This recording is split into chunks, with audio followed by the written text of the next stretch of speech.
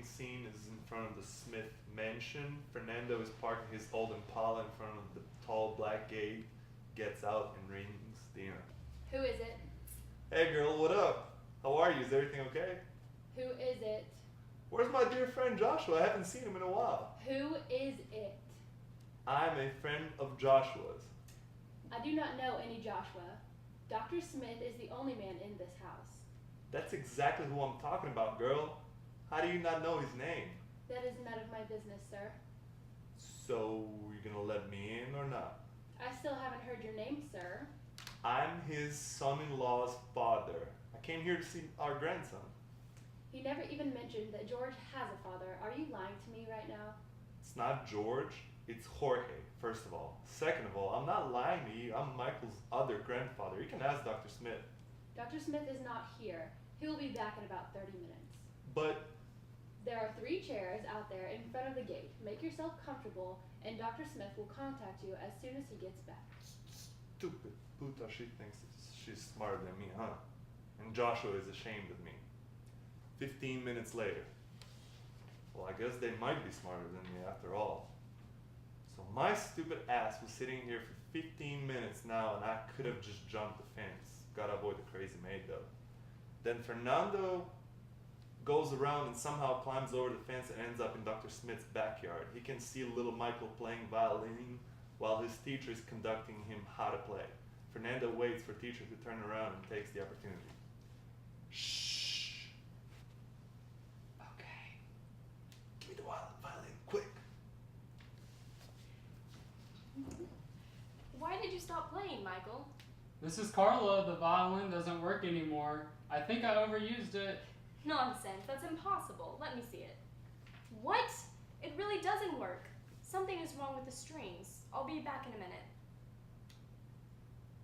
Well played, boss. You really do have some of my blood in you. Grandpa, let's get out of here. This violin class is too boring. I want to hang out with you. And never ceases to impress me. I love you, Michael. You know that, right? Yes, Grandpa, I know. I love you too. How are we going to get out? If the maid sees you, she will call Grandpa Josh. Let me deal with her. Don't be violent, Grandpa. But violent? Who do you think your grandpa is? Well, according to Grandpa Josh, you are violent, irresponsible, and dumb. I don't know which one of these are lies and which ones are truth. The fact that I and Josh are different doesn't mean that I'm violent, irresponsible, and dumb. It means that we have different views on life. I like to have fun, and he's boring. That's why he doesn't like me anyway. Let's go before he comes back. Yeah, let's go. Then they run into the same maid. Hello there. Dr. Smith came back and decided to let me in. I hope that's not against your rules. There is no way. I do not see that gate opening. Because it never opened. We went through the side entrance, the entrance that only Dr. Smith knows about. Anything else you would like to know? Where is Dr. Smith? He is in his office. Why don't you go and ask him for yourself? And Michael's going to show me the pool in the backyard. Oh, okay, I guess. But don't go anywhere. Wait out there by the pool area. Okie dokie.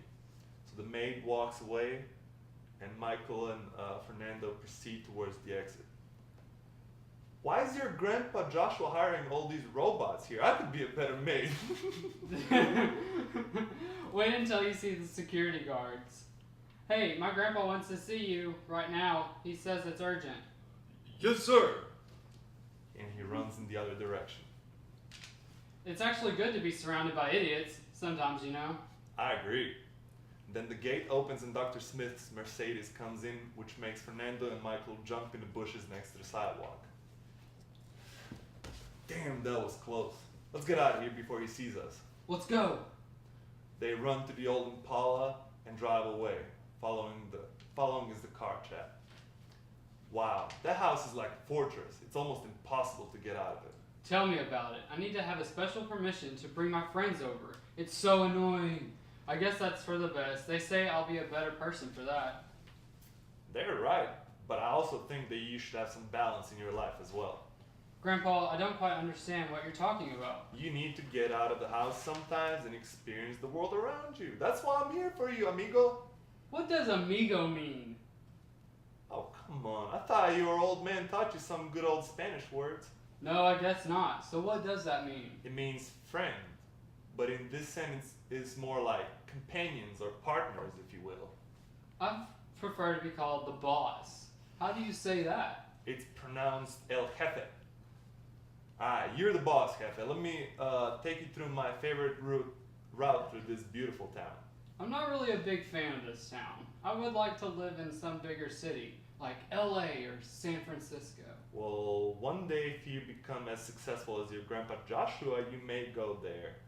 Just don't follow your father's footsteps. He was way too attached to this town so he settled for some crappy job just so he could stay here.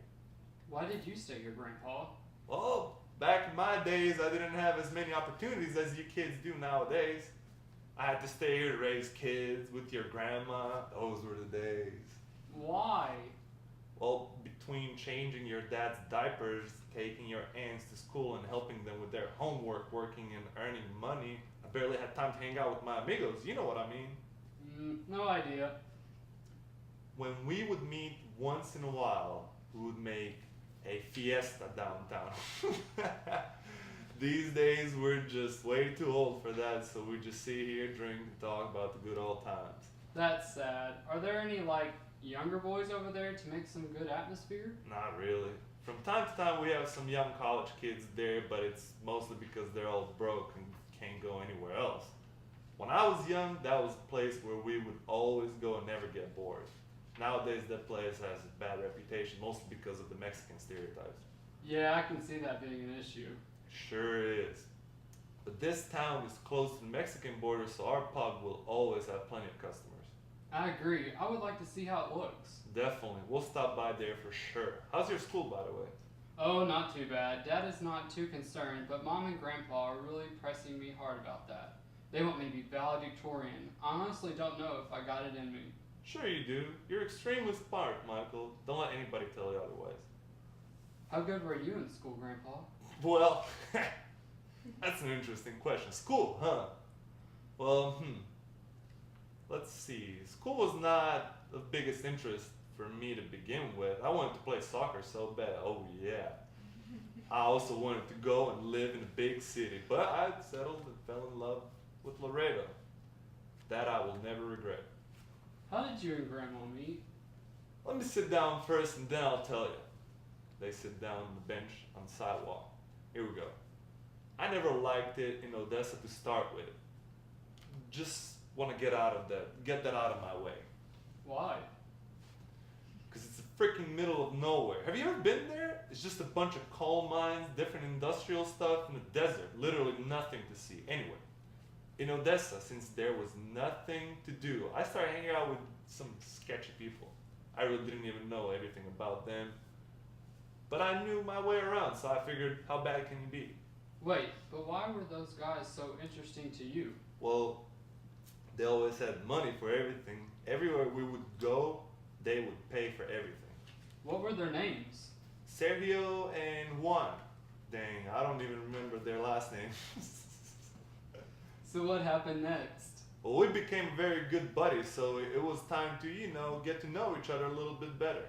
I started joking around saying that they're robbing banks and stuff, and that was the reason they had so much money all the time, First time I said it, they looked at me like I just killed someone, so I got suspicious about that whole situation. Next time, I decided to be more direct, so I told them straight up that I wanted to know where they get their money from.